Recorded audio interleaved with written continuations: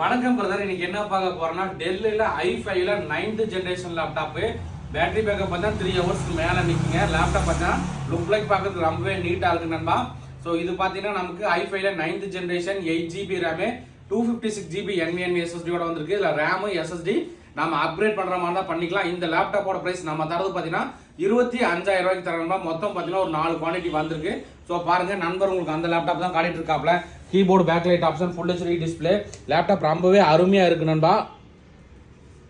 So 8th ஜென்ரேஷனுக்கு மேலே நிறைய நண்பர்கள் லேப்டாப் கேட்டிருந்தீங்க. ஸோ அந்த நண்பர்கள் பார்த்தீங்கன்னா இந்த லேப்டாப் எடுத்துக்கலாம். ஸோ பாருங்க இந்த லேப்டாப் தான் வரும். கீபோர்டு பேக்லைட் ஆப்ஷன் வந்துருங்க. ஸோ லேப்டாப்போட லுக்கு பாருங்க நண்பா, ரொம்பவே நீட்டாக இருக்கு.